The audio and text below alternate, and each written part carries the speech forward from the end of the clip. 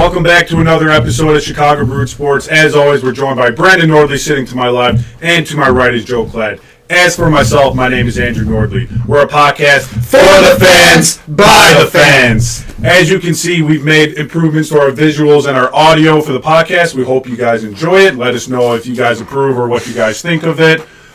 So, boys, tell me, how are we doing tonight? How do we feel about the podcast? I'm doing good, man. I'm excited. I love these new mics. I think they're awesome. A great addition to the podcast. I know a lot of people were complaining that they were having a hard time hearing us. Well, hopefully this helps. It should. So, mainly during this podcast, we're going to talk about the Bears for the majority of it. There's not really a lot to talk about the other teams. But, yeah, I'm excited. What about you, Brandon? Yeah, I agree. I know you guys were asking for it. A lot of feedback on the audio problems we were having, understandably so. I think we delivered. I think you're going to hear us a lot more clearly. I think the backdrop looks slick, so I'm a big fan of that. It does. But other than that, super excited to kind of have this new setup. It definitely feels a little bit more homey. Like I kind of feel like I'm in like a studio now. It feels more professional. It does feel a little bit more professional for sure. But as far as my personal life goes, I've been good. Been busy with work. Good. This morning I got Excited up for that Hawks game tomorrow. Yes, we're Yeah, going to the yeah, Hawks sure. game tomorrow, so that's going to be fun. Yeah. Playing the Lightning, so Ride that'll be fun, and Lightning. we'll talk about that next week. Absolutely. Yeah. And just to piggyback off these guys, we're super excited for this podcast today, just because it's a little bit different, just because of all the improvements we've done. On Sunday, us here, we spent a long time planning this and setting up the mics and trying to learn this entire new scheme that we got going on. So we're very excited. But one couple things before we get started today, I have to bring up something just because I think it's funny. Brandon, What? why don't you show us your hair? What's wrong with my hair? You want to see the hair? Yeah. All right. I've You guys like the hair or what? He's a Viking. So you yeah. see the bun in the. Yeah, and you can tell. So obviously, I'm Brandon's brother. I've known him for 27 years. This is the first time in my life I've personally seen him with I've only known him for 2 years. yeah, with a man bun. So it was a little surprising to me. Let us know if you guys approve of his baby man bun. How about So that? Joe, it's funny. You're not the only person who said that I look like a Viking with the man bun. A So it's a Viking? compliment, A right? Viking, really, Joe? Well, you know how they it's a fucking compliment. I'll take they it. braided their hair. You're telling me he looks you like saying I look Ragnar like fucking Ragnar? Lothbrok? a little bit. Lauren Ironside? Yeah, he looks- All right, Beowulf? hey, if Dan Orlovsky put his hair in a bun. hold on. So you guys think I kind of look like a Viking? Is that what we're? I'm going on? definitely not saying that. You're not saying I'm that? not saying that. All right, You I look think like a modern day hipster. I think I from think I fucking could change your Logan's mind. Store. I think I could change your mind. Oh no! What has Brandon got in his bag of goodies? Ah! Oh, he has a sword. Something a Viking wouldn't carry. An axe is what I would think a Viking would carry. Oh, What the fuck? All right, whatever. Hey, Are you a Viking or a barbarian? that's and that was funny. That was real funny. you don't have to say it's funny. You just laugh. All right. He was trying to say that. Okay, you tried to look like a Viking. I still think you failed. Maybe Joe thinks you passed. All right, Viking. You hipster, guys whatever. settle the debate and just let us know. And one more thing before we get started. You look like a and douche. and I hate to bring this up, and I hate to, man. I lost the score predictions. I got to take the shot of By Muller. 1 point. By 1 point. I'm not looking forward to doing this. So let's just get let's just do this damn thing. Let's do it. damn Let's thing. do Just it. do the damn thing. There's a TikToker who makes like videos of pouring alcohol. Hey, just so- Makes alcohol, and he says that. So shout out to whatever your name is. Just so you guys know, we're the only podcast that does a shot for score predictions like this and a shot of Malort. So repping the city of Chicago, doing the shot of Malort. And we're the only podcast that I'm aware of, sporting podcast that drinks beer, and reviews the beer at the end. Joe, what are you eating the fucking mic, dude? No, I like. I'm supposed to be, a Bro's fist to fucking- 2 fists away. I'm getting into it, fucking man. sniffing the mic, I'm dude. really liking this mic. Leave me alone. Alright. Leave me and my mic alone. All right. Alrighty. So I'm gonna cheers this, or this is to everyone having a very great Thanksgiving coming up. I hope everyone enjoys We got to get that Thanksgiving. their holidays. We got to give that Thanksgiving Lord. Whatever you celebrate, this is to you guys. Cheers. Cheers. This is cheers to the Cubs getting or signing Shohei Ohtani.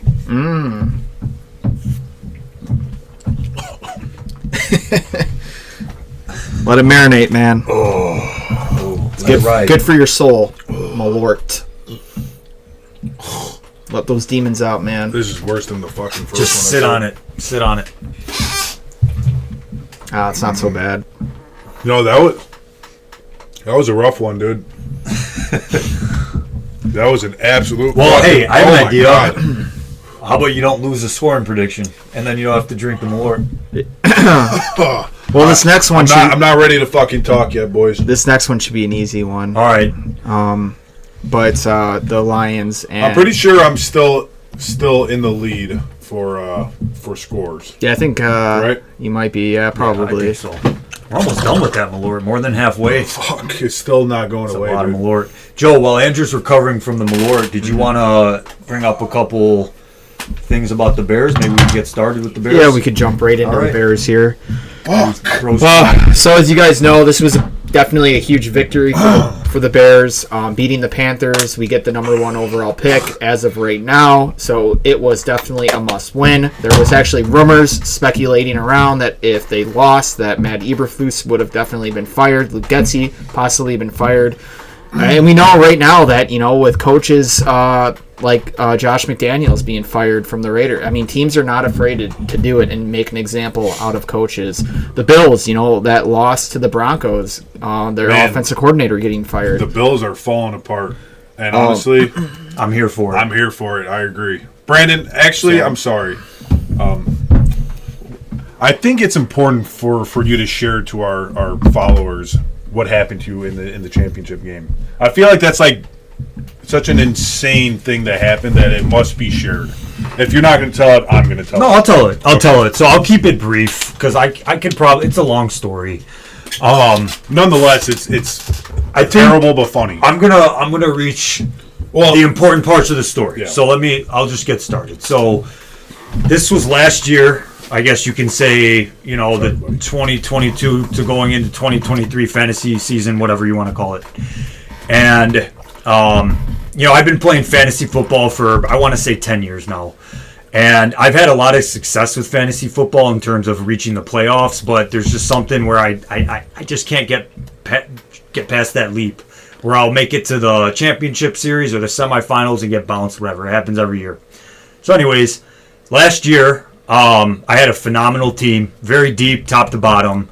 And long story short, right, I was in the championship game, and the winner of the championship week was going to be decided by Monday Night Football, as it does every week, right? That's the last game of the week, so fair enough.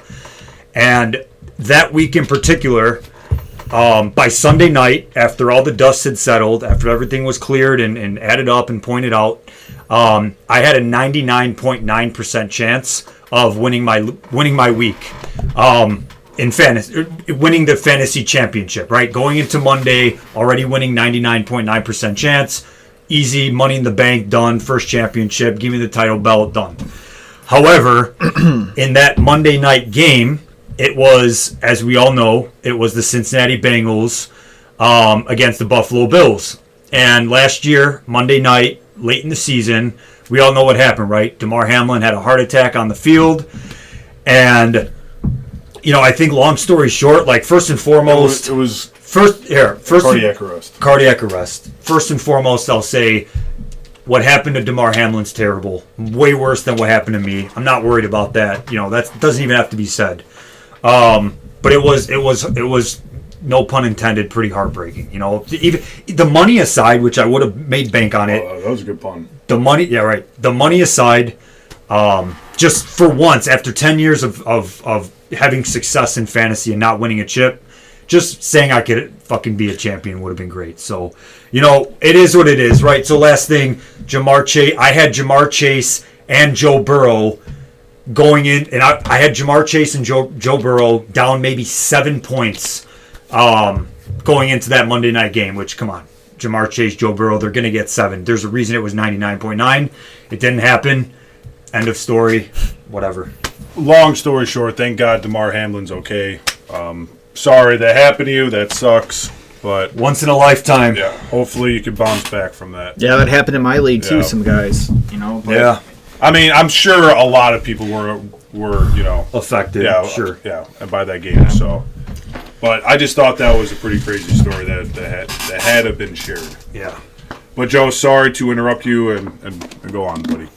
No, so with the Bears beating the Panthers, they won 16-13. Which the Bears' current record right now is 3-7. The Panthers are 1-8. With the Panthers being 1-8, that means we get the number 1 overall pick. And Arizona won last week. Yeah, so Arizona's looking good. Arizona right now still is number 4. The Giants are number 2. Patriots are number 3, and the Bears right now with their own pick are number 5. That's not good. So I mean, that's not good. All these teams. No, that's good, dude. Hang on. But we could be 1 and 2. All these teams minus maybe the Cardinals need a QB in this draft. And right now, like all top 5 teams need a QB. New England will give up their whole farm system for the number 1 pick. New England needs it. Yeah. Arizona, I'm not too sure if they need a quarterback. Well, with Kyler Murray, I think they might roll with him. Yeah.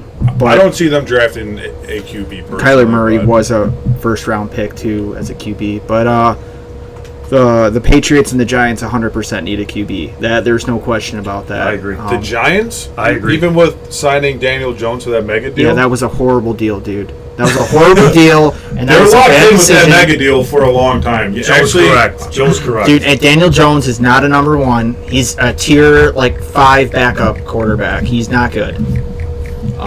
That was a bad move on the Giants. I don't know when I saw them. Now, I will make the argument that Daniel Jones has shown signs of being good, but I would not trust him as my franchise. I wonder how much money they even paid Daniel Jones. It was way too much money. So overpaid. Daniel Jones signed a 4-year, $160 million contract. Yeah, that's ridiculous. Worth up to $195 million with incentives and the way he plays. Way too much money. So, I mean, that's terrible. How could you draft a quarterback when you have a quarterback like Daniel Jones? How old is Daniel Jones? I'm sure he's young. No, he's not, dude. And I mean, he's not that old. 20. I guess he's not that. He's 26. One thing I will mention. He's not good though. One thing I will mention, boys, is that I did see a report, and this does concern me a little bit. Even with the Carolina Panthers currently having the worst record and aligning to be the number 1 overall pick as of today, November 16th, or 15th, excuse me. As of right now, statistically, and I don't have the number, but I can say with confidence that the New York Giants are the best odds of getting the number 1 overall pick. And I just to go off of what he said, I saw a report stating that the Panthers, as of right now, they have a 42% chance of securing that number 1. So. Yeah, I mean, obviously it's still good. It's still good odds. You got to remember too, the Panthers they have nothing to lose, so they're trying every game.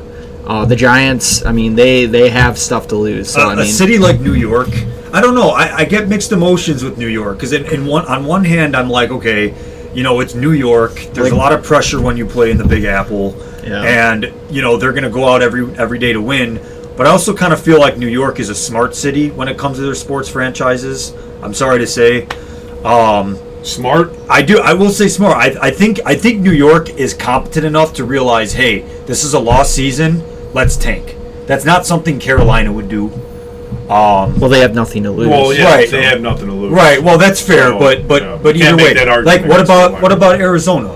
Right. But here's the difference with Arizona. The difference with Arizona is that even if people were in Kyler Murray's ear saying, "Hey, Kyler, we want you to lose. We want to tank this season." He's not going. Kyler Murray is playing for his livelihood. He came back from an injury. He's been gone for 11 to 12 months, and he needs to prove himself as an elite quarterback. But that's every player.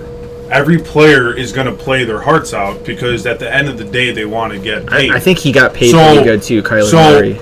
It's the front office that really puts the team together, or what, Okay, I'm sorry, but these players are trying to make money, so they're going into every game trying to win and get that big payday. So Arizona is actively trying to win, as is Carolina and all of them. I mean, so are the Bears, but our management's terrible, which is definitely I'm not completely sold on that. I'm sorry. I'm not. I truly believe there are a few teams within the Bears being one of them that they just don't. So you think that it all on the so on the you field. think that a CB would drop a pass because management told him to? I don't think so. I see your point.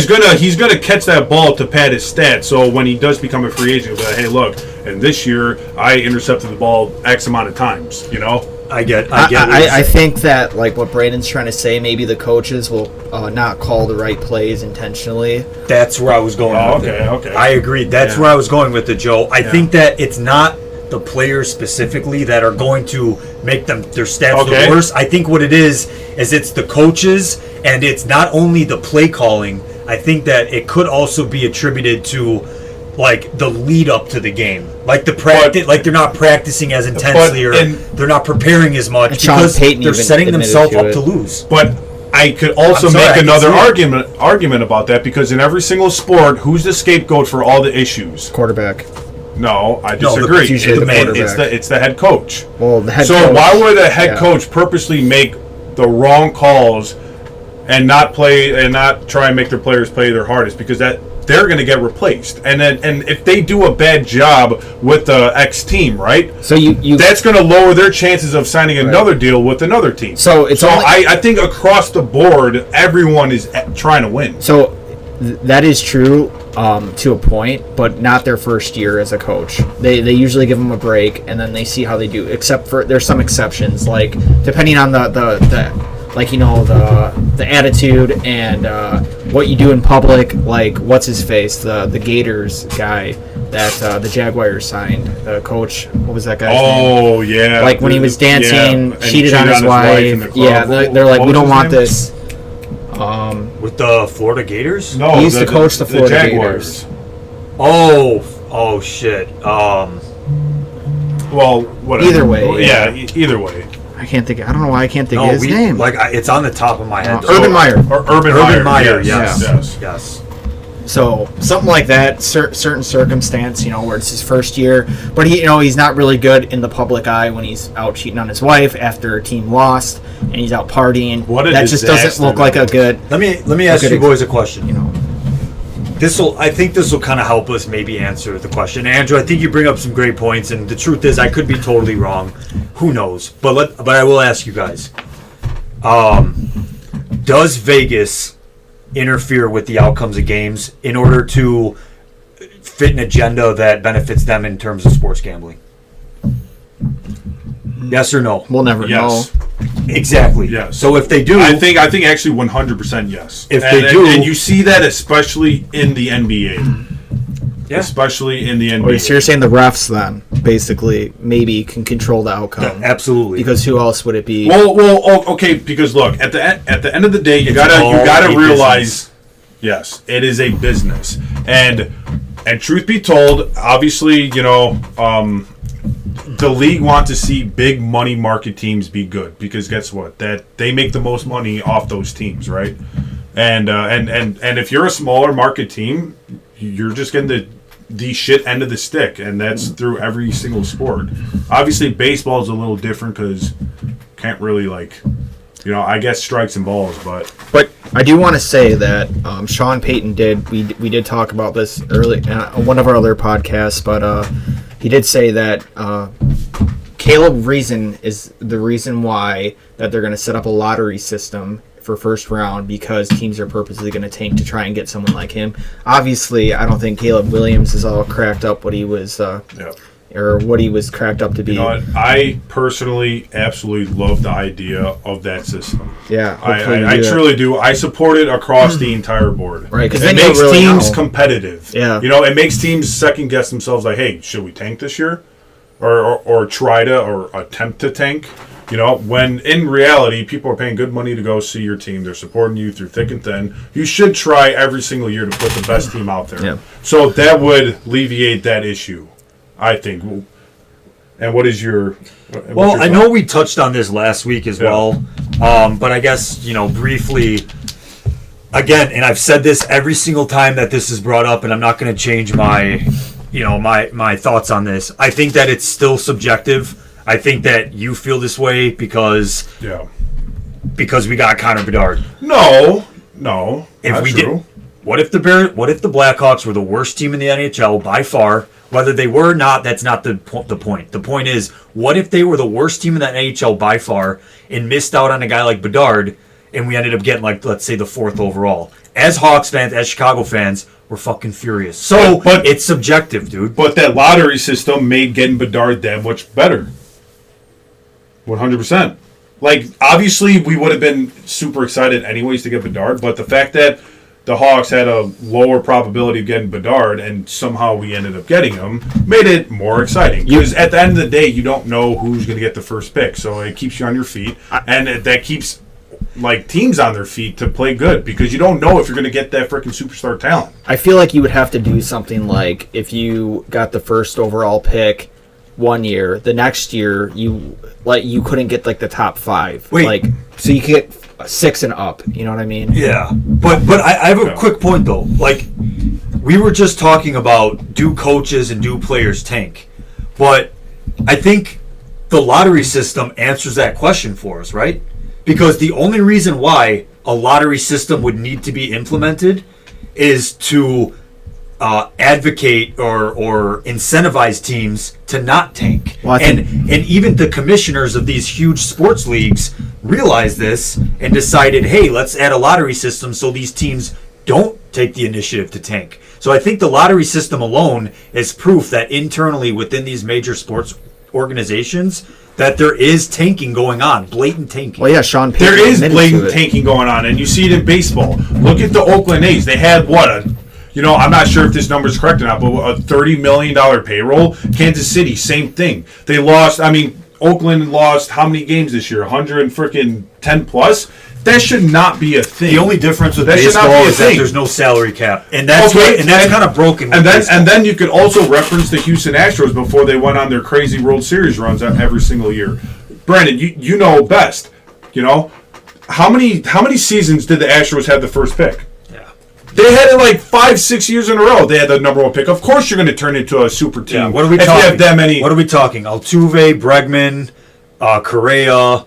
Yeah. Who else did they draft? Well, okay, so the 1 year in 2013, they decided to go with Mark Appel over Chris Bryant, which was a fatal mistake that they made. But so it works out. It doesn't work out. But nonetheless, if you consistently have the first overall pick, chances are those guys are going to turn out to be pretty damn good, because they're the number 1 for a reason. So that's why I think the lottery system is truly important for every sport worldwide, and especially for the fans, by the fans.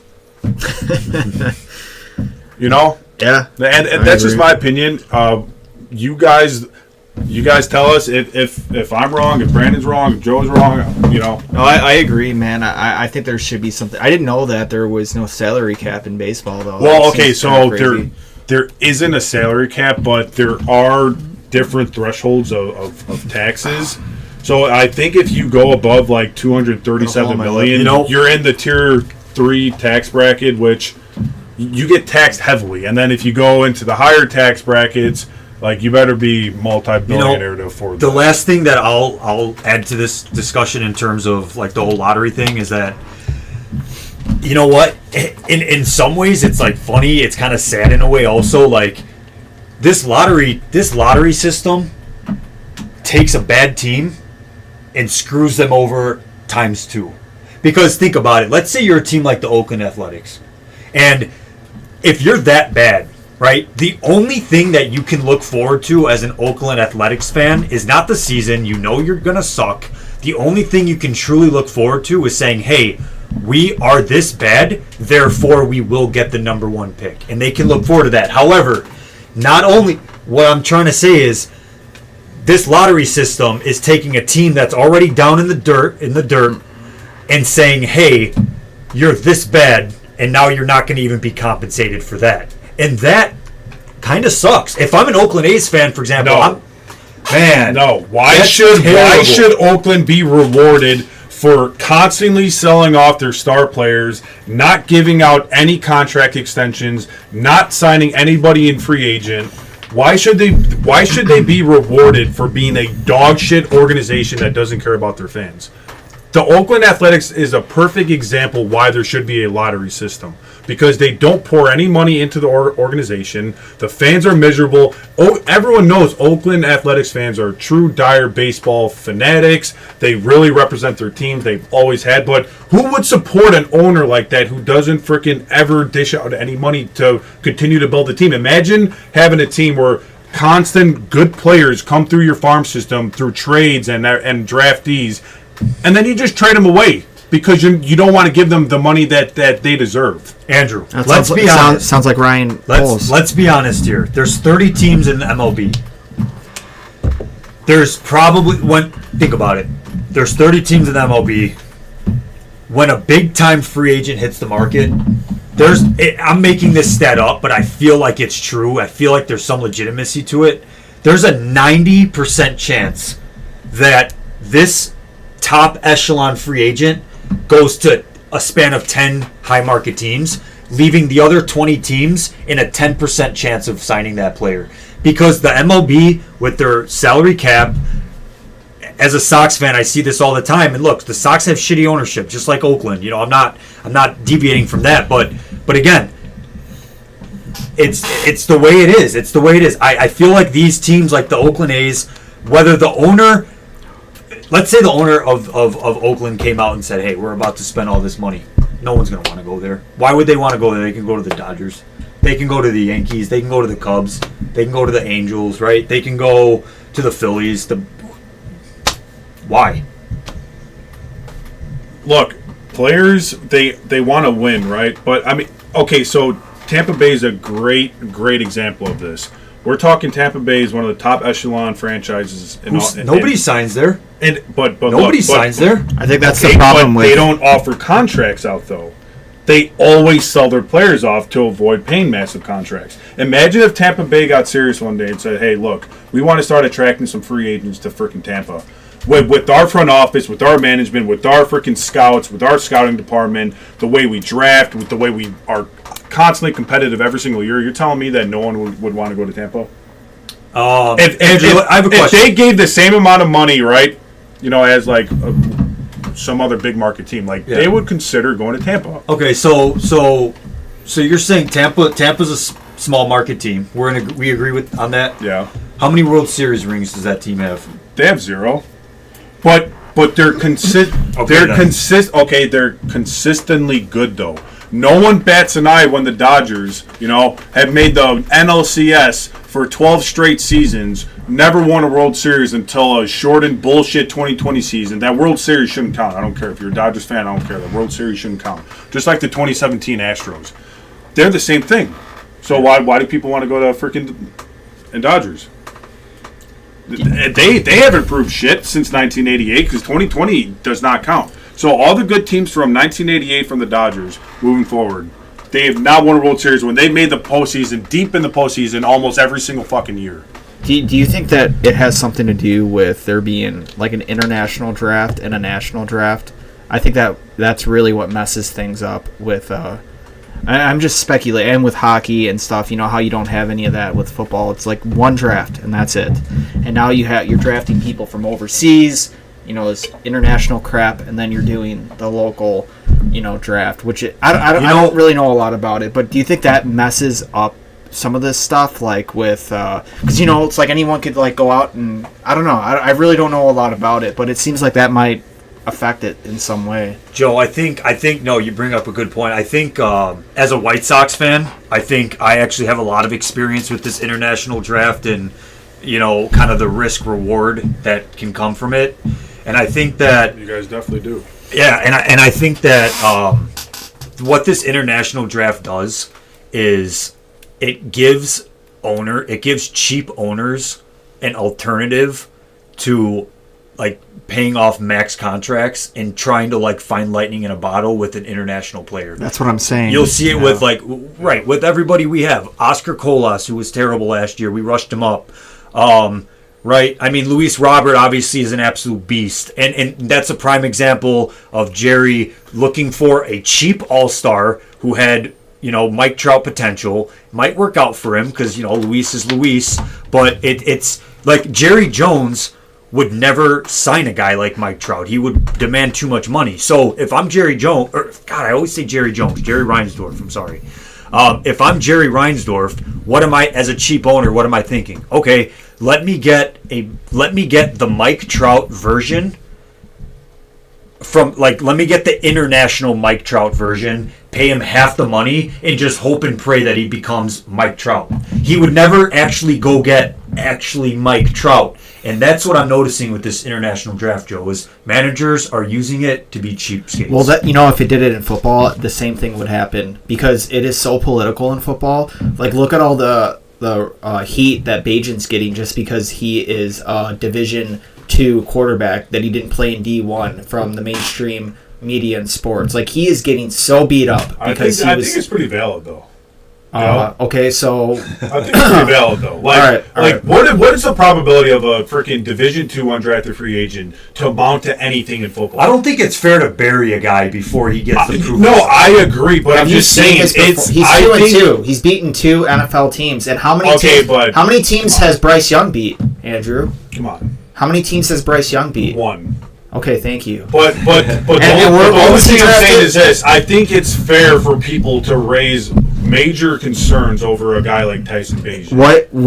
That's all I'm saying. I think it's very fair that where was Bryce? Where was this number 1 guy drafted? This Bryce Young. What position was he? Number 1 overall drafted? I think it's valid to have some concern. It's valid to have concern. He's an undrafted Division II, not Division I. The leap from Division II to freaking NFL is an insane freaking thing. I'm just trying to prove a point that you're buying into the mainstream media, which I didn't think you would do. So I never thought Bagent was actually going to be good. Like, I obviously rooted for him because he's a Chicago Bear and we're all Bears fans here, but I had absolutely no expectations over Bagent amounting to anything. He's beaten 2 NFL teams. Joe, you definitely took a gamble with how much you love Bagent. And, hey, what happens, happens. But I think when you consider that we're on year 3 of the rebuild, and a lot of times, as we discussed, on the podcast a couple weeks ago, that, a rebuild should take, 3 to 4 years max? When you consider we're on year 3 of the rebuild, and turns out last minute, your team's 1-5, and they're starting. Well, we're on year 2 technically. This is Fields' 3rd year, but we're on year 2 of the rebuild. So I kind of want to do maybe a mini mock draft here, not with other teams, just with the Bears. Maybe their the top 5, top 10 players they could potentially draft, which I really only have 2, which or maybe 3 that they could draft. So if we get the Panthers' number 1 overall pick, which I really hope we get, not saying that I would want this to happen because I still do believe in Tyson Bagent. I know how many people think I'm crazy, but I'd like to see him finish the rest of the year out, not Justin Fields. And I'll get into what some professional athletes have said about Fields. And the only one, like I've said previously, Andrew, the only people I've ever heard say bad things about Bagent are the mainstream media people that have never played before. And the only people I've heard say good things are actual professional sports players. But what good has he done other than win 2 bullshit games against 2 terrible teams? Well, he has good poise in the pocket. He also turns the ball over how many times? He's turned it over 8 times. Probably more than that. No, he's turned it over 8 times since this season. Like he struggled to beat a pathetic team like Carolina. He didn't do anything in that game. Yeah, sorry. We won that game. We did not deserve to win that game. We only won that game. If you're struggling against a team like Carolina, man, they have probably a clear indication. They don't have the worst defense, so I thought their defense was worse than what I thought, but it's actually not as bad as what I thought it was. Guys, to be honest with you, I feel like, week in, week out, we kind of talk about this Bagent Fields thing, and we're kind of just repeating ourselves on what we said the last couple weeks. I think that I get it. It's we're emotional Bears fans.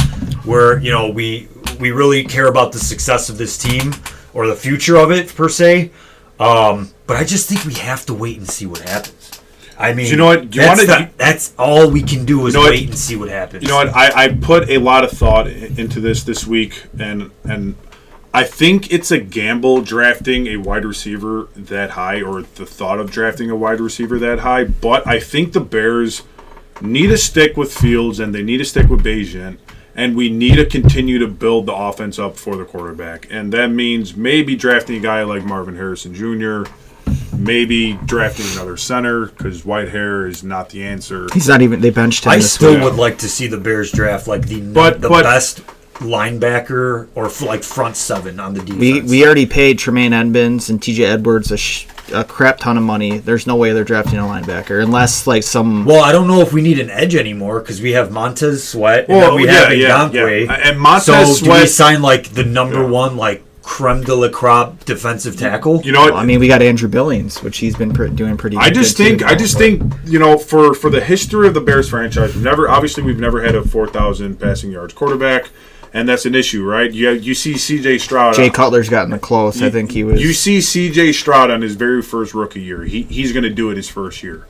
The Bears just need to go all in on this offense, and they need to provide as many weapons for the quarterback as humanly possible. Yeah, I agree. Which means building up the frickin' trenches, building up that receiving core. Because Darnell Mooney this year, I'm not too sold on him. Like he was. He's not performing how we would like him to perform. Yeah. DJ Moore is obviously good. We're going to keep DJ Moore for a while. And Cole Kmet's good. Scott looked pretty good. But we need more weapons. We need more people protecting the quarterback. The only argument that I'm going to make against that, Andrew, is that, you know, let's just say the season ended today, right? Hypothetical.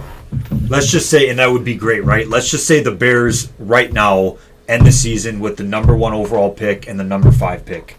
You trade the number 1 pick for a. No, they're not going to do that. They're gonna draft. So I think they're going to draft Drake May.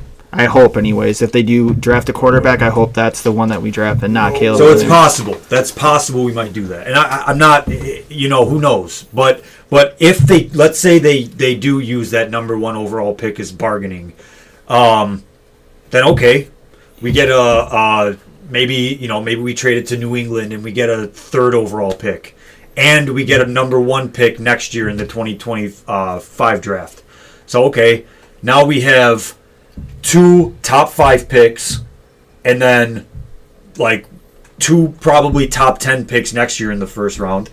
And we still have 2nd round picks. Like, I think we can still afford to get an elite like pass rusher or front 7 high in the draft. And then maybe we draft a wide receiver in the 2nd round. You could still find a good skill position player in the 2nd round.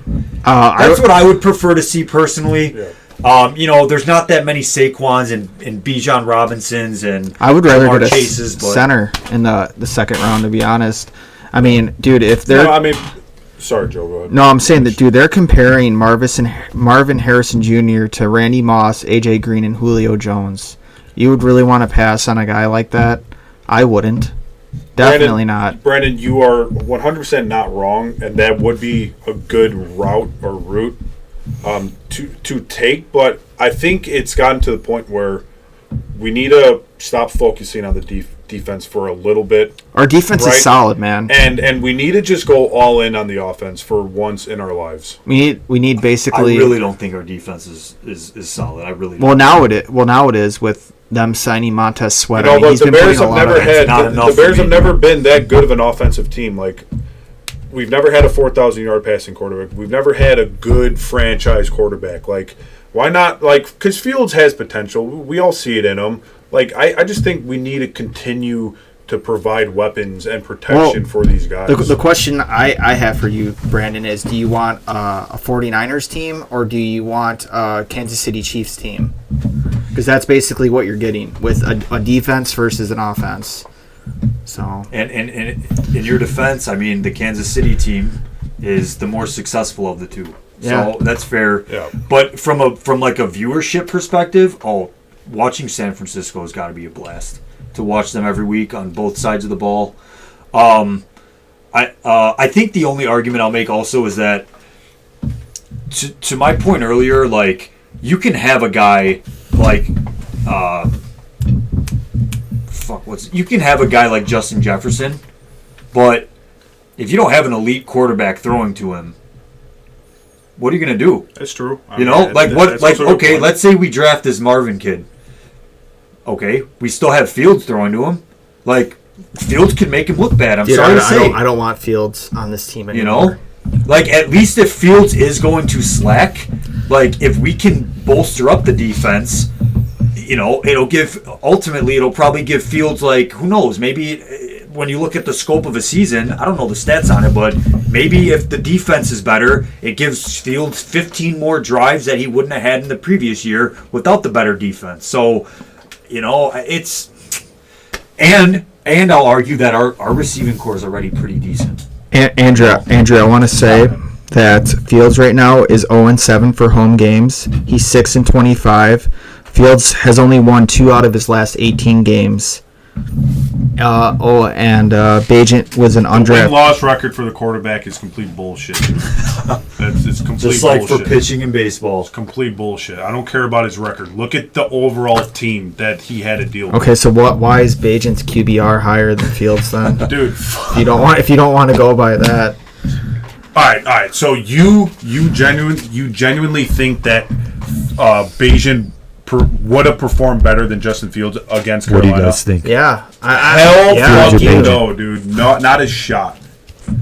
I don't know. I don't understand why you're so set against Justin Fields when Bagent hasn't proved anything. What has Bagent proved for him to deserve all this recognition and freaking defense? So I think that Bagent's better at reading defenses. I think he can get rid of the ball quick. He freaking absolutely struggled against the worst team in football. He's a rookie, man. They're gonna throw interceptions, Andrew. That's what rookies do, dude. Over these last these 3 years that Fields has been quarterback, he's been injured 4 times, man.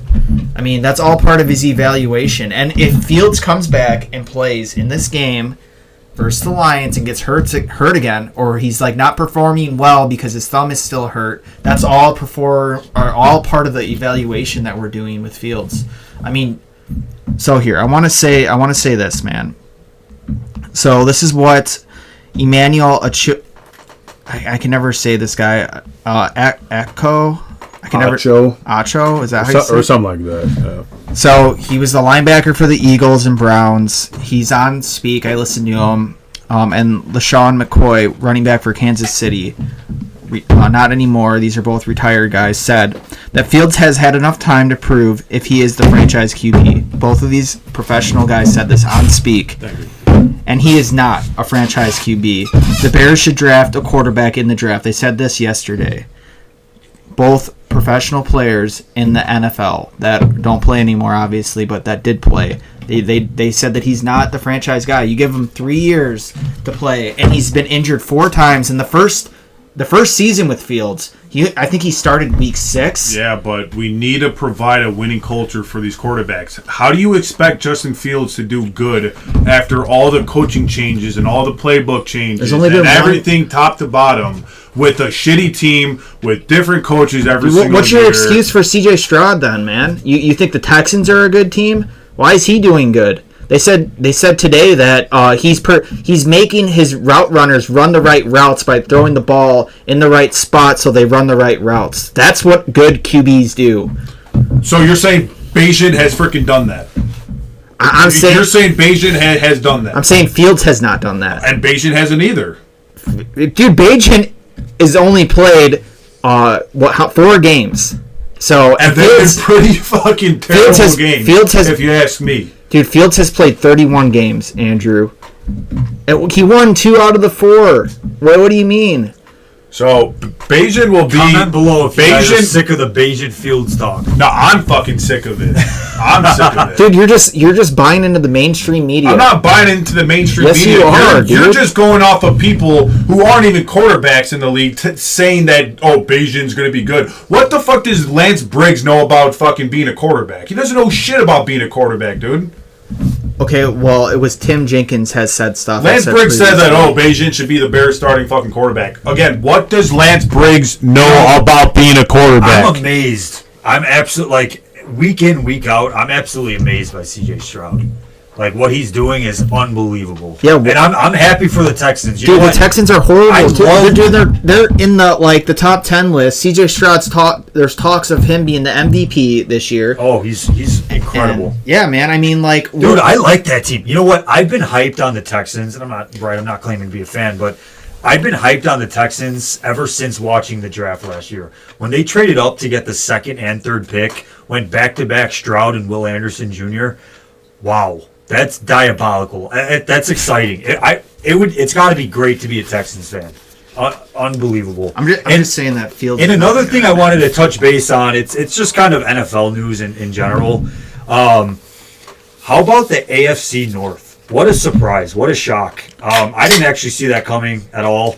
And I'll touch on a touchy subject very soon, but you have Baltimore sitting at, I believe, 7-3 or 7-2. I think 7-3.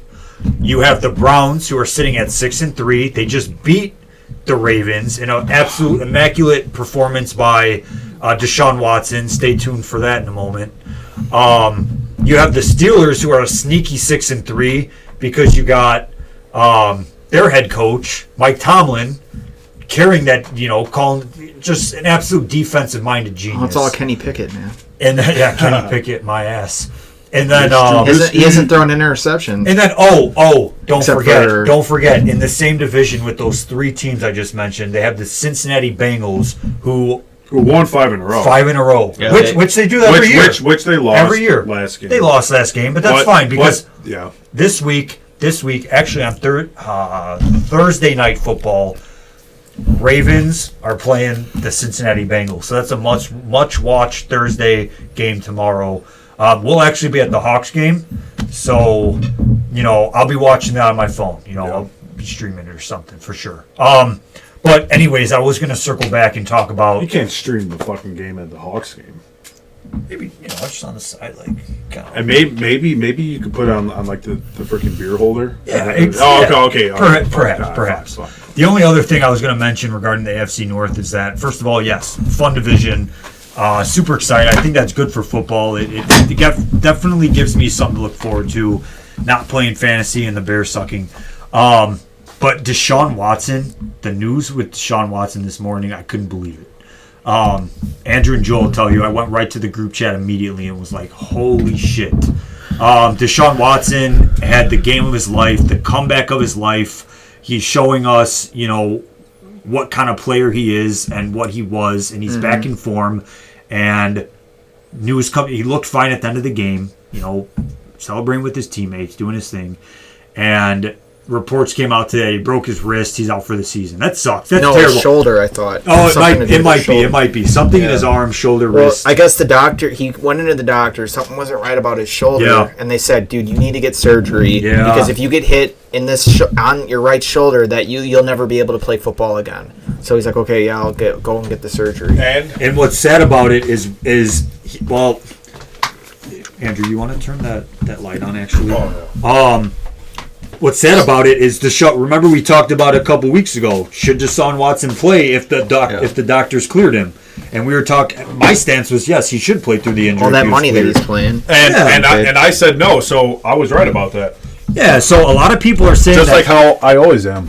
A lot of people are saying that whoever's responsible for that should be fired. He wasn't cleared by the doctor though. No, he was. He was cleared, and he went out on a limb and said, "I don't want to play. I'm not ready." So and I defended him. But what reports did say that if the doctor did tell him, and he admitted to it, that hey, the doctor said if I get hit on this right shoulder and I get hit hard enough, I could never play football again. So it's different if you get cleared and they say no, you'll be fine. Just do your normal therapy on the shoulder.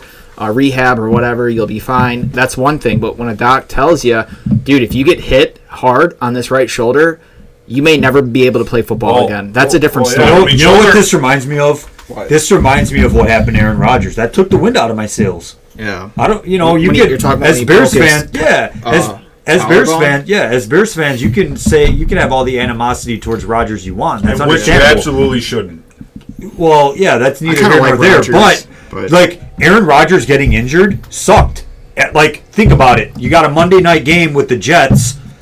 Aaron Rodgers is playing. Oh, you're must talking watch. about Zach Achilles Wilson heel. starting. Not must watch. And I And knew that flip was that going to happen. channel. I knew that was going to happen. And now, who the fuck's going to? You know, even with the Cleveland Browns having the number one defense in football, like, you're not gonna find a replacement caliber quarterback to in that division especially. You're not gonna find a replacement level quarterback who's gonna step in for Deshaun Watson and take that team to the playoffs. Now their season, in my opinion, is over, and that's upsetting because it was fun watching the Browns and their success in that division. So those are my thoughts on that. But, you know, terrible for the league.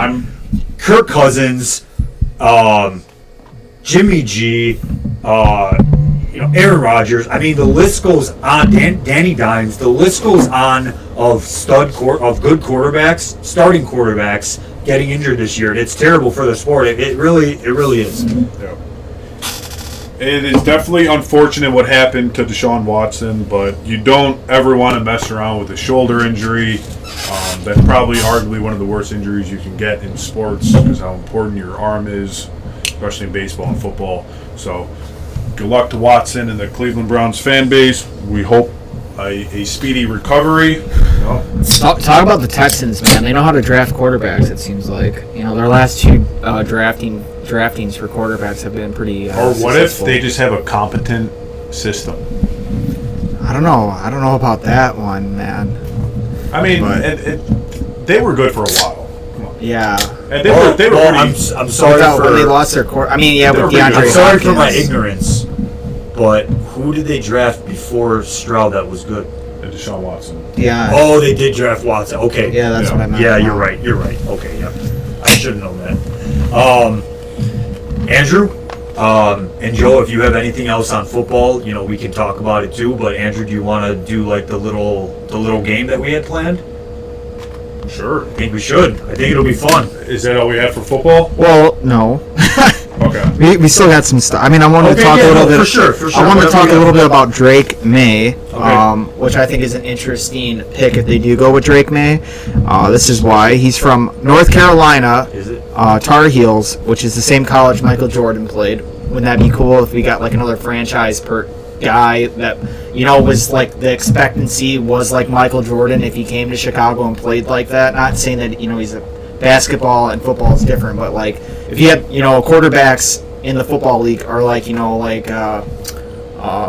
what would you say, like they're like the most important position. most important position, absolutely.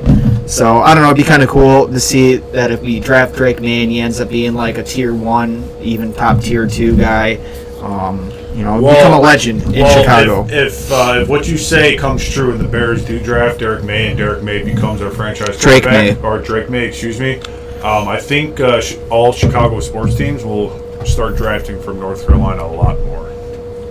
I think it would be, Joe. I think it would be cool, right? I mean, obviously the city has major ties with North Carolina, But that'd be sweet. the thing is about Drake May versus Caleb Williams. Caleb Williams actually plays for a good college, the USC Trojans. He also wants part ownership as a rookie. Crazy, but Crazy. Not happening. It shows that he's ambitious. Yeah. Gotta That give him he's that. stupid. He's ambitious. Just because you're ambitious doesn't mean you can't be stupid. But he plays with a bad team, really bad defense. They've only won 3 Southern Conference championships in their history. Drake May's completion percentage is 65.8. For this year so far, he has 3,145 passing yards, 21 passing touchdowns, 6 interceptions, 8 rushing touchdowns. His QBR is ranked 14th right now, which is 79.6. He is 6'4", 230 pounds. Caleb Williams, he plays for a very good football team. They have 13 undefeated seasons, including 8 perfect seasons, 37 conference championships. His passing yards right now are 3,249. 29 touchdowns, 4 interceptions. QBR ranked 10th in the league, 82.7. He is 6'1", 215 pounds. So what I like to do when I compare these two guys is think, what do you have around you to make you successful? Caleb Williams has a lot more around him to make him successful than Drake May. So I see Drake May as being more of a positive. If we drafted him coming to the Bears, I would like to see what he can do. So that's what I think that who we should draft if we draft a quarterback first overall, if we get North Carolina's. Second, which I don't think that Marvin Harrison Jr. will be around if we do get number 5, or I think the Cardinals will end up beating us out. So maybe we get the 4th overall pick. Marvin Harrison Jr., Ohio State Buckeyes. I've said this previously. He's getting compared to Randy Moss, AJ Green, and Julio Jones, which are some pretty reputable wide receivers in the league. Right now he has 59 receptions, 1,063 receiving yards, 12 touchdowns. He's averaging 18 yards per catch. Runs a 40 at 4.6, which is about average. I looked this up, which is pretty incredible though. 4.6 at 40 is an average of 8.7 yards per second. That's what he's running, which is insane. But I guess that's average for NFL wide receivers. I still think that's crazy. He's 6'4", 205 pounds. And yeah, I think that is pretty impressive. The other cool thing I guess about Marvin Harrison is that he played with Justin Fields at Ohio State. Really? Yes. Wow. When he was a freshman. See, they got that friendship connection. So they got some chemistry for another year. They do have some chemistry with each other. Marvin Harrison. But I did want to say that the Bagent that I saw Thursday night looks different than the Bagent I saw in college, in the preseason, and his first game start. Do you guys think that Coach Luke Getsy is trying to make these guys play too much like Aaron Rodgers? I'm starting to believe that more and more. What? Joe, I'm sorry. So do you think that Luke Getsy is trying to make Tyson Bagent and even Justin Fields play more and more like Aaron Rodgers type player versus the type of players that they actually You know what? I think our coaches are yes, I think our coaches are trying to get or grow our quarterbacks into becoming players like Aaron Rodgers, which is obviously a good thing, right? But I think it's also important, and I want to quote Cam Newton. I watched a video about Cam Newton talking about Justin Fields specifically. He said that the Bears are trying to do too much.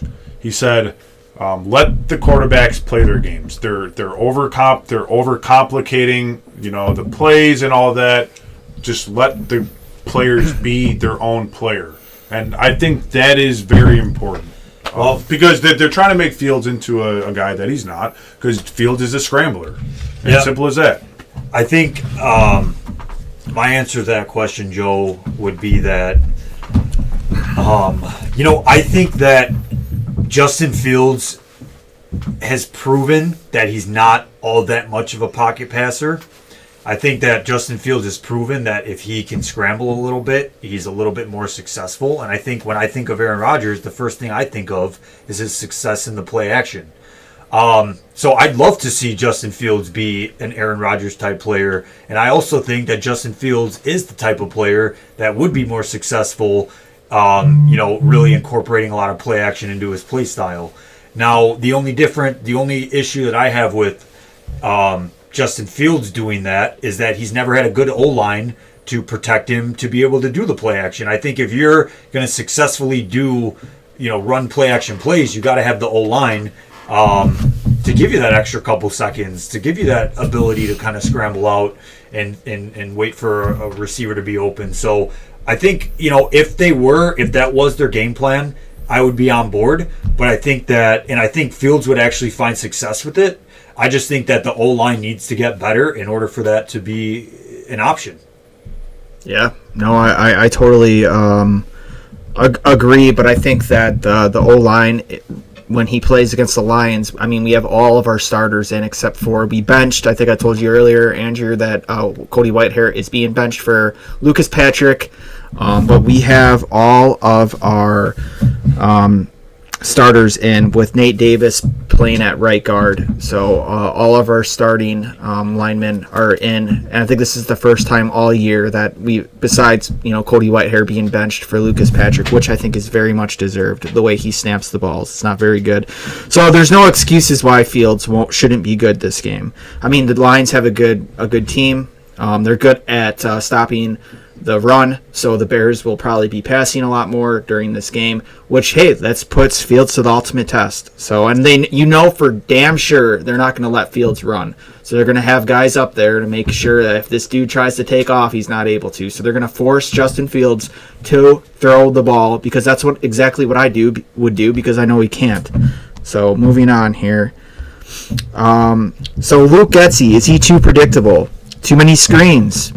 I remember they had Cole Kmet run it for a first down on 4th and 1. I remember they did this against the Packers, and it did not work. And they surprisingly did it again, and it worked this time. I don't know how, but it did. So, I mean, he's just like running the same plays that didn't work before. Sometimes they work, sometimes they don't. But here's another one that I want to bring up. So one of the plays, we had DJ Moore, Darnell Mooney, and Tyler Scott, our 3 starting wide receivers on the sideline, and our only wide receiver in was Equanimous St. Brown. I wonder what kind of play this could be. Probably a run play, right? That's what I would think if I was a linebacker or a defensive lineman out there, or a cornerback, whatever have you. So, it's just hard to play action pass with your best wide receivers out. I mean, what are you doing? I get that St. Brown is a good blocker and stuff. I mean, that's probably why they had him in there, because they know he's a good blocker. But what they did, of course, was run the ball up the middle for 3 yards. I think, 3 yards. Congratulations. We didn't, I think that was on the first and 10 too. So it's just like stupid plays like that. Like, what are we doing, Luke Getsy? I want to bring this up. Ken Dorsey, he was recently let go for the Bills. I feel kind of bad. I didn't think that guy was that bad of an offensive coordinator. I know the Bills have been struggling lately. Josh Allen hasn't been helping, though, man. That guy's been throwing a lot of interceptions. I think he has 11 interceptions thrown this year.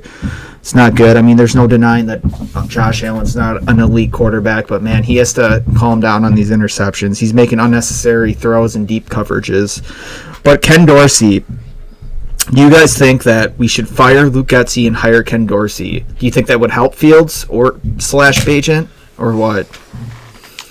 I think at this point, what does it hurt? It is tough, but it's definitely tough. I think it's hard. I think it's going to be hard to have a guy come in place of Luke Getsy, and automatically start vibing with this team that's kind of like grown together in the last couple of years.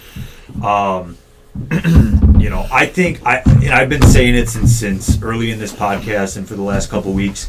I think we need to accept the fact that the Bears are not good this year, and I think as Bears fans, trying to be as optimistic as possible, I think we have to wait to see what the Bears do in the draft and then reevaluate the season for next year. Yeah. This would be DJ Moore's second year. Right? Hopefully Fields is healthy. Hope this would be Darnell Wright's second year. You're talking about for next year? Yeah, I'm talking about for next year. I think our O-line going into the season and has been very injured.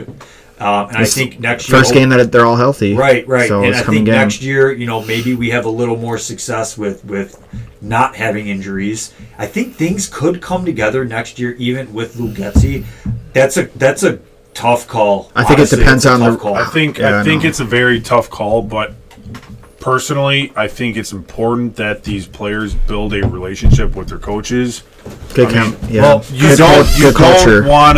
don't want to continue to, throw in new guys every single year, and then they have to rebuild that relationship. Because again, together. Boys, don't forget, different scheme and different playbook. Don't forget, we have a lot of there draft, needs to be a base. We have a lot of draft capital coming our way next year. And when you consider the fact that, all those first round picks and all those second round picks are going to be guys that probably will start with the Bears next year, and then you consider the fact that the Bears also have a lot of cap room, and maybe we sign a couple huge offseason free agent splash. We make a couple, offseason free agent splashes. I think if you combined the draft talent that comes to this team, mixed with some veteran signings with our cap space availability, I think the Bears could be good next year if we just, as Aaron Rodgers said, REALX. I think it's valid to not relax as a Bears fan, but I think right now we just need to relax and try to trust the fact that we will sign guys and trust the fact that we will draft the right guys. That's all I'm praying for at this moment. So, Brandon, with what you said there, do you think Matt Eberflus's job is safe right now? I just want to... Matt Eberflus is gone. 100%. You know what? I think here's my opinion, and I'm gonna bring up the Chicago Cubs. I think that Matt Eberflus remains as the head coach of the Chicago Bears, unless next year. You're saying, unless there's an opportunity that is too enticing to let go. So you like Jim Harbaugh? Sure, Harbaugh, like Deion Sanders. Sure. I mean, we already went over. I'm not going to go over the coaches that we already talked about that we could possibly hire offensive coordinators.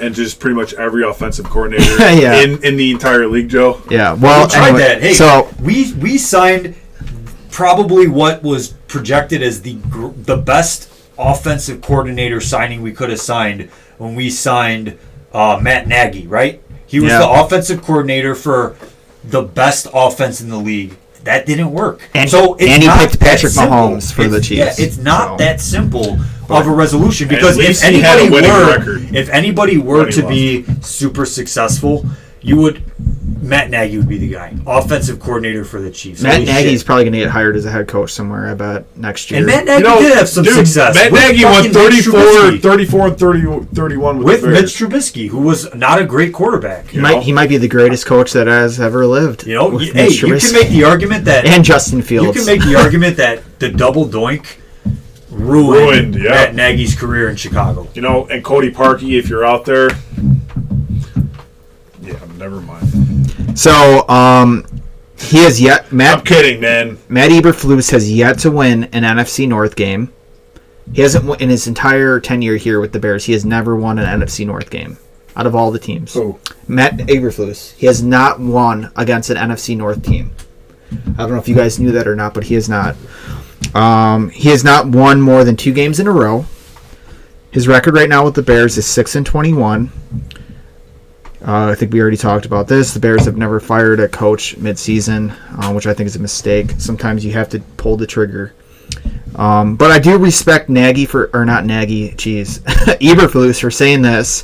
Whether or not he's saying this to kind of maybe save his job, but he did say that 7 seasons should be enough time for Fields to show consistency and high performance we expect of him. So we didn't talk about this yet, but Fields is starting against the Lions this Sunday, and Matt Eberflus was asked, will Fields, be the guy for next year, basically, and is this enough time of the season to see if he is the guy? And that's what he said, was that 7 games should be enough to see consistency and see if he can play at a high performance. So he said it straight up, this is basically your last year, Fields. If you can't play out the rest of these 7 games and be consistent and win, you're not going to be our quarterback. So I do respect him for saying that, but he might be just kind of playing that game it's Fields, it ain't me. That's why we suck. So, I think it's kind of a combination of both. But, that's just my thoughts on that. Moving on. I did want to say QBs that we could have had before drafting Trubisky. I thought this was interesting. Patrick Mahomes, Deshaun Watson, Lamar Jackson, Josh Allen, Joe Burrow, Justin Herbert, and C.J. Stroud. So I know. Yeah. I feel like every Bears fans have heard this a million times about that, but it's true. We could have drafted a lot of good quarterbacks out there, and we didn't. Yeah. We decided to go with Mitch Trubisky. But real quick, injuries. Herbert, it sounds like he's questionable to play. Edmonds, he's not going to be in. It sounds like Jack Sanborn, he was injured, but he's going to play. Foreman, still questionable with an ankle injury. And then Terrell Smith is back from mono. So from mono, the kissing disease. The kissing disease. He he got cooties. So moving right on to the Lions game, like I talked about before, we know the Lions are really good at stopping the run. And our running backs are banged up. I mean, Herbert's just getting back from IR, and that's questionable. Deontay Foreman's questionable, and then Roshan Johnson would be our main running back that we have in. Justin Fields, we know that he likes to scramble and try and run with the ball. He's good at throwing deep ball passes. I think that the Lions are going to win this game. And I think they're going to definitely, we're not going to run the ball. They're going to make Justin Fields throw the ball, which, I mean, obviously, right? I mean, we know he can only throw it down far. They're going to cover our wide receivers. I'm sure that DJ Moore is going to be double covered. I mean, we're going to lose this game. It's going to be a massacre. I mean, maybe not a massacre, but it's because our defense has gotten a lot better. So I think that we're able to, put some pressure on Jared Goff, and I don't think they're going to score as many points as people might think, but I don't think the Bears are going to win. So, Joe, why don't we just jump straight into our score predictions right now? Yep, that's what I was going to do. Okay. So the Lions are favored to win by 7.5 points. We are playing at Ford Field in Detroit. I have the Bears losing 13-20. I have the Bears getting absolutely massacred, and we're going to lose 38-17. Yeah. I have the Bears losing 30-10. Wow. I do. I think it's not going to be close. I think it's not going to be close. I don't think if we struggled that bad against Carolina, so what do you think is going to happen against a good team? Your scores are like final. The Lions? Absolutely final. Yeah, I feel 100% going into next week, knowing that I will not take another shot at Malort. 38-17. I like it, Andrew. You like it? I think that's good. I think 30-10 is reasonable. Thank you. But Joe, you gotta imagine that. Joe, you are ballsy for sure. All our defense is back in. I mean, they're not gonna. I don't think they're gonna run over our defense. Oh, they will. We'll see. If anything, their defense might score on us because of Justin Fields and not moving the ball down. It's going to be a punt fest for the Bears. Dude, I just have no faith that I would just rather see Bajan out there getting reps, not Fields at all. Yeah. No, for sure. So you guys heard our score predictions. Stay tuned for next week on who has to take the shot. Joe, does that conclude our football talk? Yeah. Cool. You have nothing else to talk about? Nope. That's it. Alrighty. So we're going to change things up today and do something a little different. And I want to shout out our buddy Larry for showing me this. Or showing us this, excuse me. So Larry sent me a text last night. It was about some trivia sports thing. I'm sure some of you guys have heard about it. If you haven't, I will explain how it goes. So, do you want to go up in front of the camera and kind of show them? Yeah. Yeah. I just so they have a visual of how it looks. Let me know how it looks on the camera. Yeah. Great. Great. You're good. Yeah, great. Okay. And so basically how this works is you see the Titans in the top left corner and the Dolphins on the top left. The way it works is we are going to have to guess which player has played on the Titans and the Dolphins, as well as which player has played on the Titans and the Broncos, as well as I can't read the far right. Well, hey, come here. We're good. And they saw it. Thank you. So nonetheless, it's just sports trivia. So we're going to have to, guess which players. So it has the San Francisco Giants, the San Francisco 49ers, I meant, the Chicago Bears, the Tennessee Titans, Dolphins, and Broncos. And also which player has recorded 5,000 plus rush yards in their career. So basically, as a team, as podcasters that we are, we're going to go ahead and try and go through this list as best as possible. To be perfect, you have to get 9 straight answers correct, and if you don't, then you lose out on that point. So, I think we should jump right into it. Starting off with the Tennessee Titans and the Dolphins. Boys, who has played on both of those teams? The Tennessee Titans. The Tennessee Titans and the Miami Dolphins. Could it be possibly a quarterback? That's what I'm thinking. I'm kind and of maybe Fitzmagic. Oh yeah, no, dude. no, I got it. Ryan Tannehill. Has Ryan Tannehill played on both? Yeah. And we promise, this is like just recently generated. We had no time to prepare for this. And also one key factor that I forgot, if you want to go back up there and show them, and the percentage. So we got that answer correct, right? And then in the top corner of the picture, it shows a percentage, and that basically you want that number as low as possible. It's still correct. We still got the answer right, but it's just, I guess, not as impressive, because that was the obvious choice that 71% of people chose. So the lowest you want to do is, I've been doing these the past couple of days for baseball, especially because that's my thing, and I want to, tip my cap to myself that I recorded an answer that was only answered by 0.06% of people.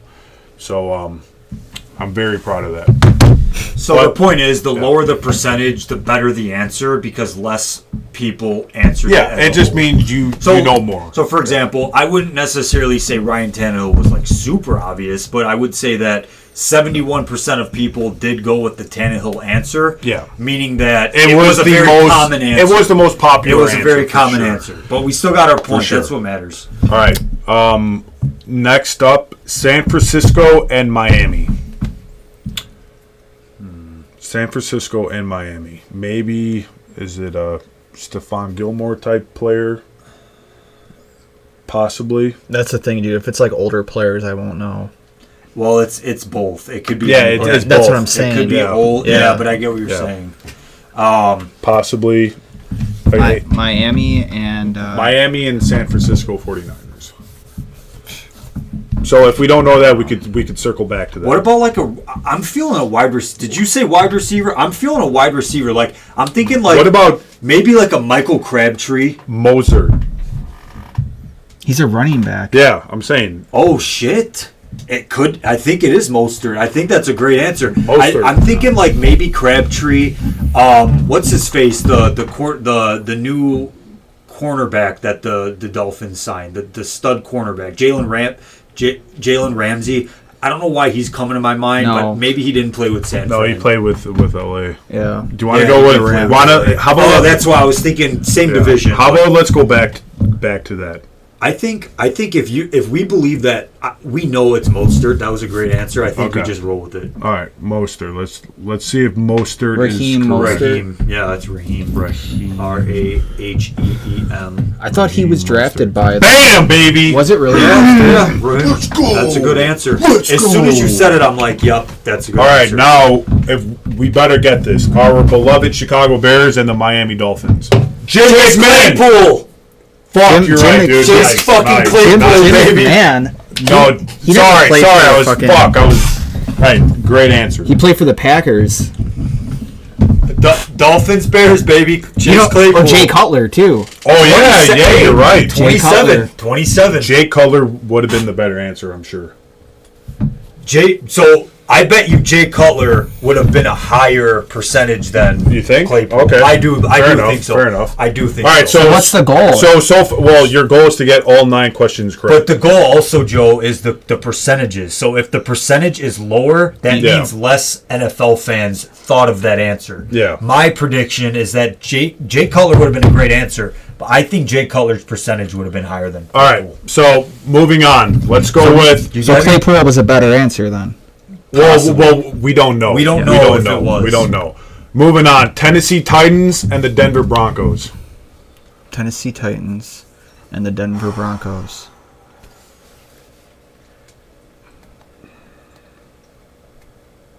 So far, we've went all offensive players. We haven't gone any defensive players yet. Dude, I have no idea. I'm drawing a blank on this one. I don't know. For some reason, I'm just thinking of running backs. I'm thinking of Javonte Williams, but that's not possible. How about we circle back to this? It's not Derrick Henry. We don't want to get too caught up. It's not Ryan Tannehill. All right, San Francisco and Denver. If I'm not mistaken, didn't Von Miller play for San Francisco for a year? Maybe no. I have no idea. Or was it just the Bills straight to the Rams the Denver straight to the Rams. So Denver and San Fran? That's the next one? Denver and San Fran.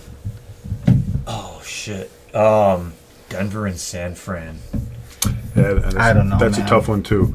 Okay, that's fine. How about the Bears and Denver? Jay Cutler. Oh, damn, No, nice. hold on. Nice, bro. We could put Jay Cutler. You know who else we could put? We could put the cornerback. Or the Kyle- wide receiver, Brandon Marshall. He also played Brandon for- Marshall. Brandon Nice, Marshall. nice, Can't we- bro. When it's What about the Kyle- Bears, I know Kyle the Bears. Fuller. Kyle Fuller too, right? The No, quarterback? oh yeah, you're right.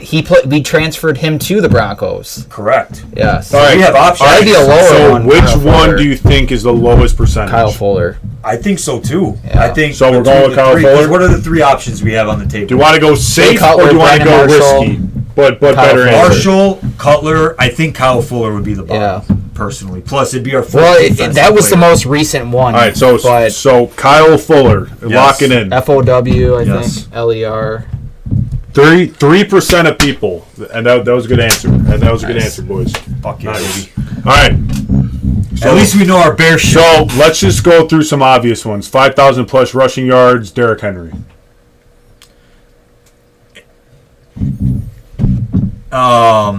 Yeah, that's an obvious one. Yeah, he's been in the league long. So let's just keep it safe with Derrick Henry, right? Hold on, is there? Oh no! Chris Johnson, Actually, yes, and that's good. CJ2K for sure. Chris Johnson, okay. We're talking about which Chris Johnson here. There's like 9 of them. The one from 2008 to 2017, 2005 to 2012. 2005 to 2012, right?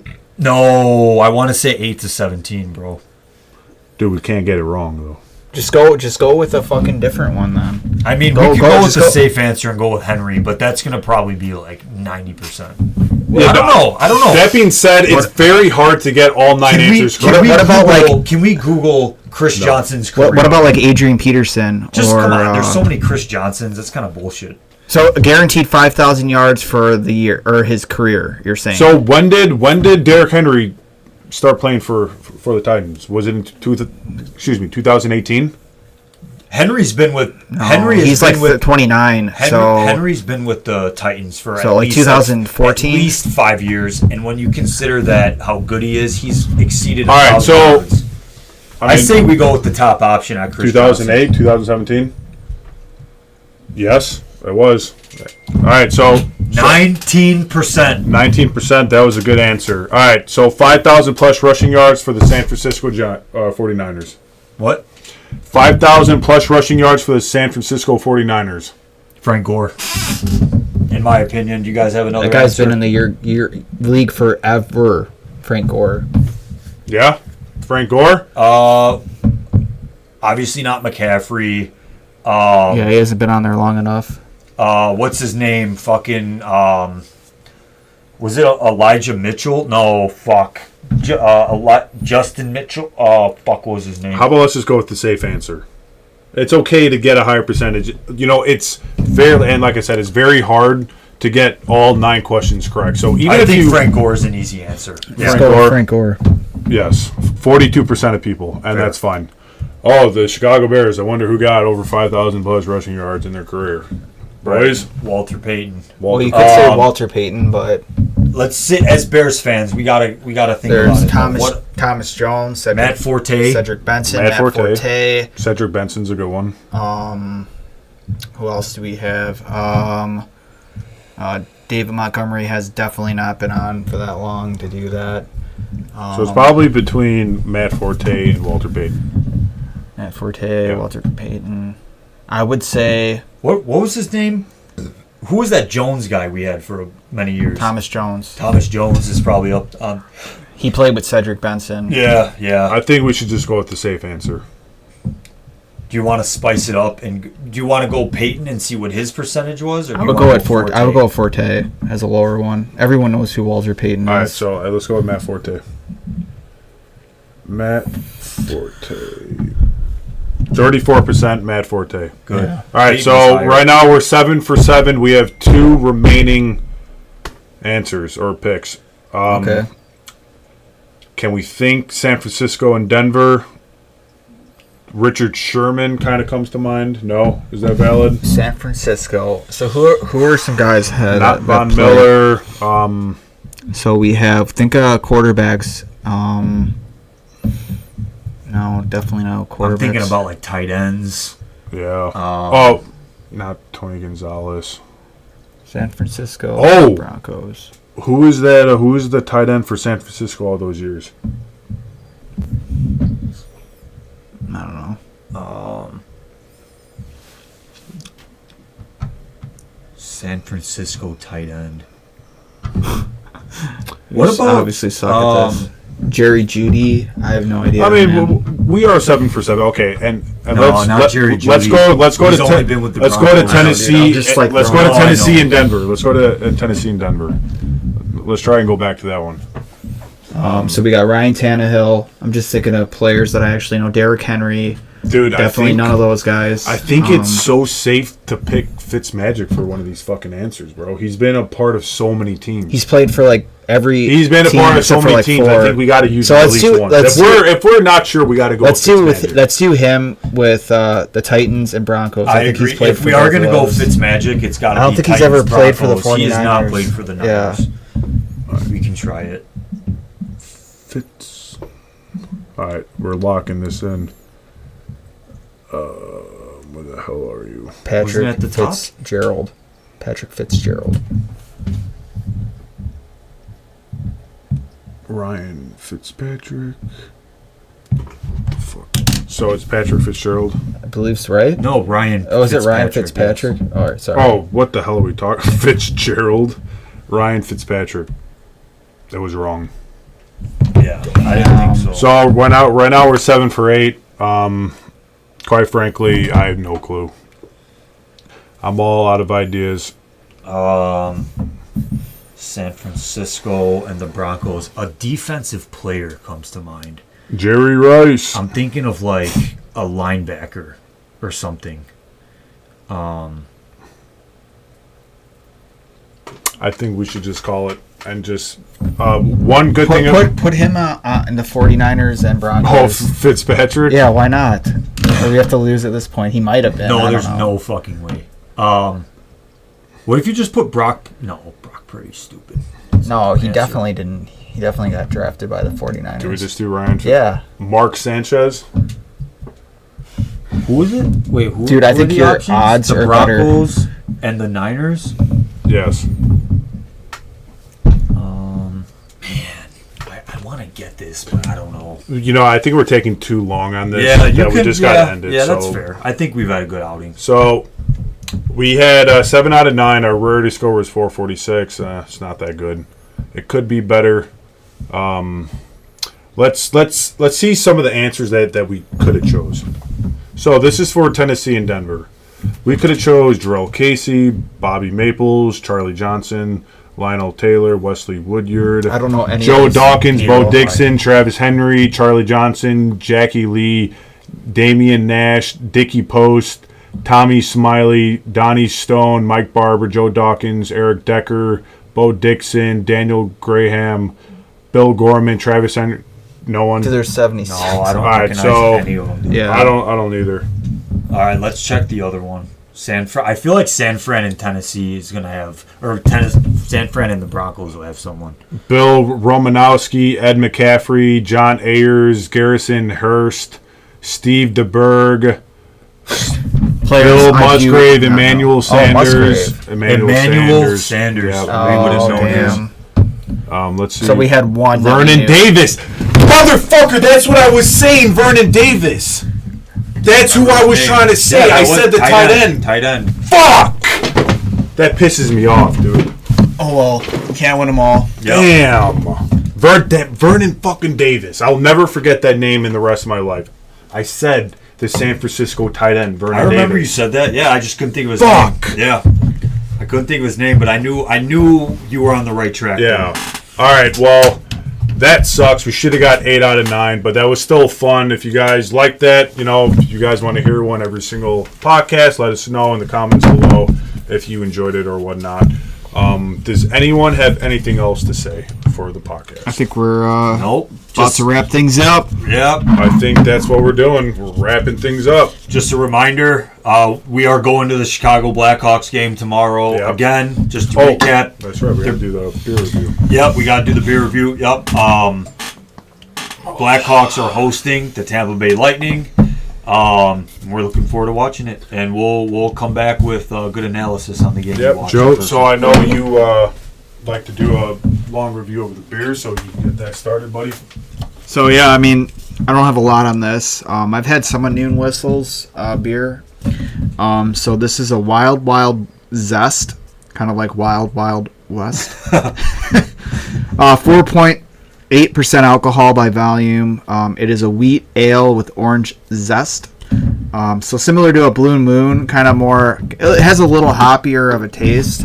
I almost kind of thought it was like a lower end IPA, like not real hoppy, but it's not like my favorite kind of wheat ale. Like usually, like wheat ales that I really like are like Allagash White, more smooth.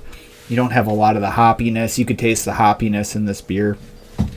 Overall, though, it's not a bad beer. It's pretty good. I mean, I would drink it. This is not a beer that you could like just slam down one after another. So if I had to give this beer a rating on a scale of 1 to 10, I would give it a 7. So. Yeah, I'll go second, Andrew. Good analysis, Joe. I think I don't want to beat a dead horse, and I probably won't even say this again. But I think the design on this can is pretty neat. You know, this is an IPA, but did we show the design? No, we haven't yet. Joe, you want to go ahead and do that? It's kind of cool. Yeah, I think so. What shocks me about this beer is that it is a wheat ale, and that it's only 4.8%. Back up a little bit. With wheat ales, at a 4.8%, which is I would feel like is pretty common. You don't expect it to be this hoppy. It's actually more hoppy than I anticipated. And I feel like the hoppiness kind of sneaks up on you. Initially, it's not too overpowering, but you do run into it. For a wheat ale at 4.8%, I think it's pretty bad. But when you compare it to like a true IPA or something of that nature, I think it's pretty good. So overall, I'll give it like a 6.6. 6.6. Good score. And I also agree with Joe. I don't think this is a beer that you can just have one after the other. I think after a couple, you probably want to go elsewhere. I agree. I think this is more so like you have a couple while you're watching football or something. Sipping beer. It definitely has cool art on it. I thoroughly enjoyed the art on there. It's a nice big spider. It's called the Wild Zest. I'm more of I have been getting more into IPAs lately, and I appreciated the subtle hoppiness of this wheat ale. Nothing subtle about it. Well, okay, yeah. There's nothing subtle. You can definitely taste the hoppiness. So it's kind of weird. It's like it's a non-IPA kind of. I think that's fair to say. Like it's not labeled an IPA, but it tastes like an IPA. Like I think if you gave a blank can without the label, like 9 out of 10 people would say like, yeah, that's an IPA. Correct. I actually enjoyed it. I would not drink this throughout the night. Like I said, like we all agreed, we'd have a couple of them. I'm gonna rate this a solid 7.4. I love how you guys always put decimals in all your ratings. Well, David Portnoy, you can't give a freaking flat rating. That's a rookie score. You can't go 9, you can't go 8, you can't go 7, you can't go 6. I went 0. I went 0 on that jalapeno beer because that's a valid fucking score. You went 2. You gave it a 2 out of 10. You gave it a solid. I gave it a 0. You gave it a 1. Andrew, you gave it the most whole number you could possibly give. Well, that's when I was a rookie. Now I'm a professional. He's a professional beer drinker and podcaster. Ever since we got the new visual and audio updates, we got the new visuals, which yes, we are professionals now. Yeah. We're professionals. You know what, boys? I like to compare what's happening right now to Jeff Bezos back in 1994 in that one loan office and that one shitty computer that he had trying to build up Amazon. All right, I think that's what's happening. Got to start somewhere. Yeah, everyone starts somewhere. I do want to say, have you guys ever seen that movie with? You shut that down real quick. With Will Smith, The Wild West. No. Oh, dude, it's a good movie. I highly recommend you watch it if you haven't seen it. And I honestly think that this art design was inspired from that movie. Will Smith plays in a movie called The Wild West. It's like, back in time. He plays as like a Is Chris cowboy. Rock in that movie too, or not? No. So hey, Joe. in the movie, they have a mechanical spider that like they have to stop. It's like a villain, and there's a cowboy hat on here. I mean, obviously Will Smith's not on here, but it's called The Wild Wild West, the movie, and the can is called The Wild Wild Zest, and they have the mechanical spider on the can, kind of like the movie. So I don't know if it's a reference to the movie or not. If not, that's quite a coincidence there. But I did want to just mention that. So. Yeah. Hey, Joe. Check it out. Have you ever heard of that movie, Camp Tacoma? Why didn't you ask me if I knew about that movie? Have you heard of that movie, Camp Tacoma? No. Okay. Is this like a trick question? Excuse me. So, Camp Tacoma balls. Yeah, I knew. Shit, I didn't even pick up on that. I knew it was going to be. Nice, dude. I did not even see that fucking coming. Sweet. Yeah, I knew it was going to be something stupid. Tacoma balls. All right, well, I really hope you guys enjoyed that joke because I did as well. As did I. Yeah, and as did Bob. Joe, you did not fucking see that coming. No, I didn't answer because I knew he was going to say something No, stupid. but you answered the question. You said no. I shook my head. I didn't speak. No, we definitely got this fucker, dude. You guys. Hey, we have it on video. Let us know We in the have it on comments video. if we fucking got this guy, and we have it on video. Hey, you know what all I got to say is that professional athletes think Tyson Bagent's a better quarterback than Justin Fields.